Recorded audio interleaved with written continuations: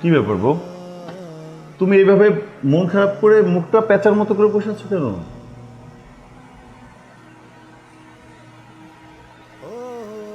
কথা বলছো না কেন? কি কথা বলবো আমি? আশ্চর্য, এত সুন্দর ওয়েদার, বাইরে বৃষ্টি পড়তেছে, হ্যাঁ এই ঠান্ডার মধ্যে তোমার মনটা থাকবে ঠান্ডা, মুখে হাসি থাকবে, কিন্তু তোমার মুখটা এমন ভাবে প্যাঁচার মতো করে রেখেছো, মনে হচ্ছে কি উপর থেকে ঠাটা তোমার মাথার উপর পড়েছে। তোমার সাথে কথা বলার রুচি তো নষ্ট হয়ে গেছে, আমি কিভাবে কথা বলবো বলো? আশ্চর্য, আমার সাথে কেন কথা বলার রুচিটা নষ্ট হয়ে যাবে? গতকালকে রাত্রেও তো ভালো ছিলাম, আর সকালবেলা তোমার কি হলো? আচ্ছা মুন্না, আমি কি তোমাকে কম ভালোবাসি, নাকি আমি কোনো কিছুতে তোমাকে কমতে দিয়েছি? একটু বলবো আমাকে। আমার ফ্যামিলি মেম্বার থেকে শুরু করে, আমার নানা বাসা থেকে শুরু করে সবাই তো তোমাকে অনেক সম্মান করে, ভালোবাসে।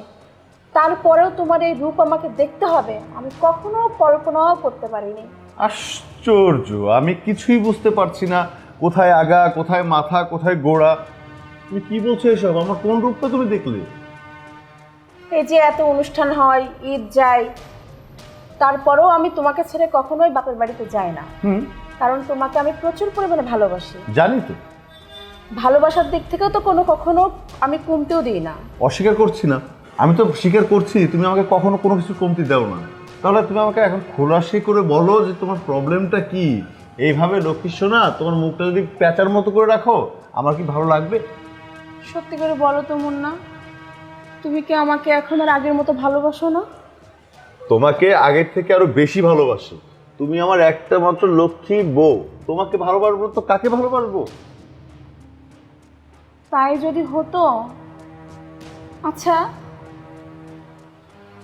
তুমি কি কোনো মেয়েলি চক্রের ভিতর পড়েছো? মানে আমি কি তোমাকে কখনো খুব বেশি হার্ড করে কথা বলছি, বা মনে খুব বেশি কষ্ট দিয়ে ফেলেছি? মানে হঠাৎ করে তুমি এই কোশ্চিন করছো, আমি কিন্তু আসলে কিছু বুঝতে পারছি না। মানে আমি কেন অন্য মেয়েলি ইসে চক্করে পড়বো? তুমি কিচ্ছু বুঝতে পারছো না? তুমি আমাকে বুঝিয়ে বললে তো বুঝতে পারবো। তুমি কি করেছো না করেছো সেটা তুমি নিজেই অনেক ভালো করে জানো। একবার নিজের বিবেকের কাছে চিন্তা করো তো, একটু ভাবো তুমি কি করেছো। হ্যাঁ, তুমি কিভাবে পুলিশের মতো জেরা করছো? আমি কি করেছি? আর নিজের কাছে জিজ্ঞাসা তো অনেকবারই করছি, আমি কিছুই করিনি। আমি তোমাকে অনেক ভালোবাসি, সত্যি। আমি নিজের থেকেও তোমাকে এত পরিমাণ বিশ্বাস করি, এত পরিমাণ ভালোবাসি, তারপরেও আমি তোমার মন পাই না। আশ্চর্য, আমি কিছু বুঝতে পারতেছি না, তুমি কি বলছো না বলছো, আবার উল্টাপাল্টা কান্না করতেছি, সমস্যাটা কি আমাকে বলো তো।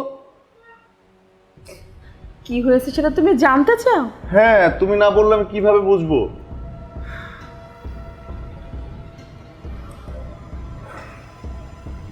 দেখো,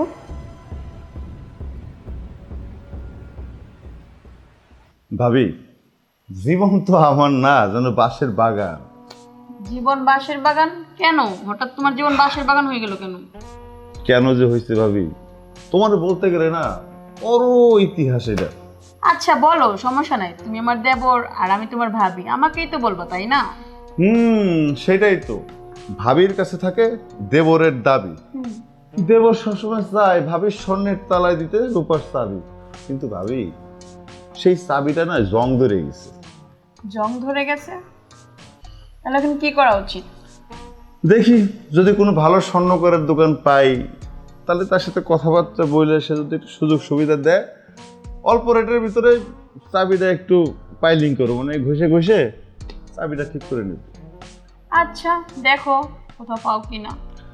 পাই তো, কিন্তু আসলে ভাবি পেলে কি হবে, পেলেই তো আর সব কিছু হয় না, বোঝারও তো ব্যাপার আছে। যদি সে দোকানদারটা ঠিক মতো আমাকে না বুঝে, অল্প রেটের মধ্যে আমাকে, মানে বুঝো তো তুমি, এত ছোট না দোকানদারের ব্যাপার, আর এখানে তো স্বর্ণ আর রূপার ব্যাপার, তাই না? স্বর্ণরূপা, এটাই তো বুঝতেছি না আমি। বোঝো না? কি যে বলো ভাবি, তুমি এত একটা সুইট মিষ্টি ভাবি, তুমি যদি স্বর্ণ রূপাটা ঠিক মতো না বুঝো, তাহলে আর কে বুঝবে বলো তো? কি বলতেছো তুমি? না তেমন কিছু বলছি না, বলছি কি ভাবি, বাইরে প্রচুর বৃষ্টি পড়ছে, আর ভাইয়াও তো মানে চাকরি করে, হ্যাঁ। সে তো ঠিক মতো বাসায় আসে না। হ্যাঁ, আমি চিন্তা করি যে তুমি কিভাবে তোমার এত সুন্দর মানে রূপ যৌবন নিয়ে এই শীতের মধ্যে একা একা ঘরের মধ্যে থাকো, তোমার কি একটু ঠান্ডা লাগে না? ঠান্ডা লাগলে কি করবো বলো, তোমার ভাইয়া তো বুঝে না, শুধু যে কাজ কাজ। আমাকে বলবা, আমি তো বুঝি। হ্যাঁ, আমি তো দিতেই চাই। আমাদের বাসায় 2-3টা কম্বল, তুমি চাইলেই তো একটা দিতে পারি। তাই দিলে তো নেওয়াই যায়, তাই না? আমি তো সেটাই বলি, কিন্তু দিব যে দেওয়ার জন্য তো দরজাটা খোলা থাকতে হবে। এখন তুমি যদি দরজা আটকাই রেখে শ্বশুর ঘরের মধ্যে থাকো, কম্বলটা তো আমি দিব কিভাবে?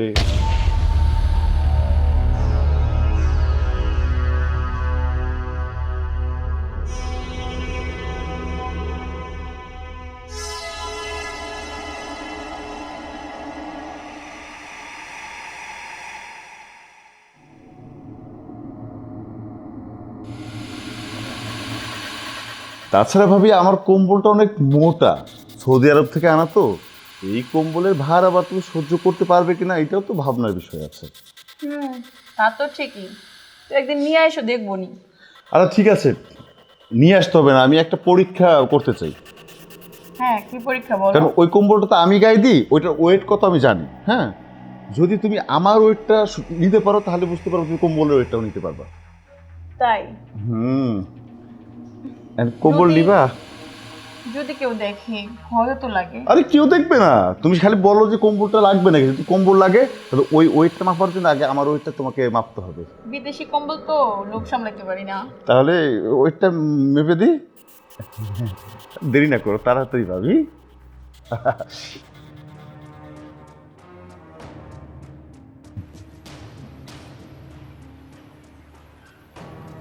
শান্তি হয়েছে?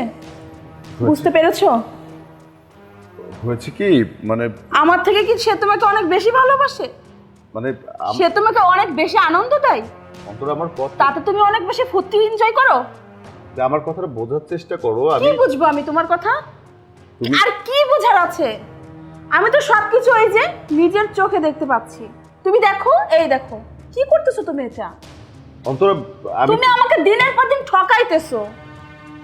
প্লিজ আমার কথা বোঝার চেষ্টা করো। একটা মিস আন্ডারস্ট্যান্ডিং।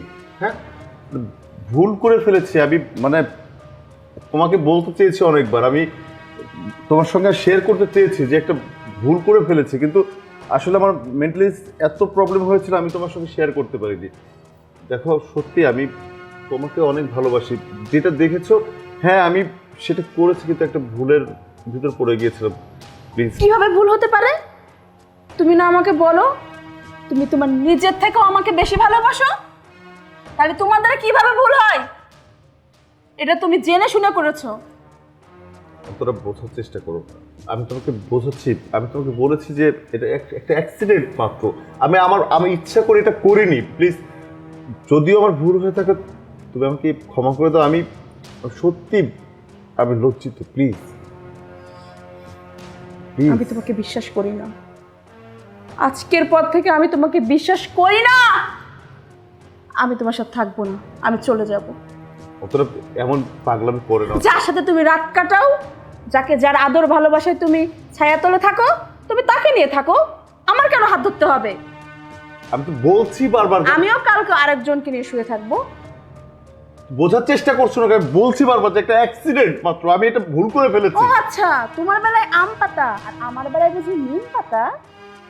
এখন এখন কি করতে চাও, তুমি কি বলতে চাও? তোমার কাছে আমি স্বামী হয়ে ক্ষমা চাচ্ছি যে আমি ভুল করে ফেলেছি, আমাকে ক্ষমা করে দাও। তারপরও তুমি এরকম বিহেভ করছো। এরকম আর কয়জনের সাথে ভিডিও আছে শুনি? প্লিজ, একটা ভুল করেছি তোমার কাছে বারবার ভুল স্বীকার করার পর তুমি আমাকে 10 জনের কাতারে শোয়াচ্ছ। তুমি আমার বিশ্বাস ভেঙে দিয়েছো। তোমাকে আমি আর বিশ্বাস করি না। আচ্ছা ঠিক আছে, তোমাকে বিশ্বাস করতে হবে না। চলো তুমি আমার সঙ্গে। কোথায় যাব? আমি কোথাও যাব না। ওঠো। যাব না আমি। ওঠো, আসো। তুমি যার সঙ্গে ভিডিওটা দেখেছো না, সেই ভাবির কাছে নিয়ে যাব। সত্যটা কি আর মিথ্যাটা কি আজকে তোমাকে প্রমাণ দিব। আসো, তুমি আসো।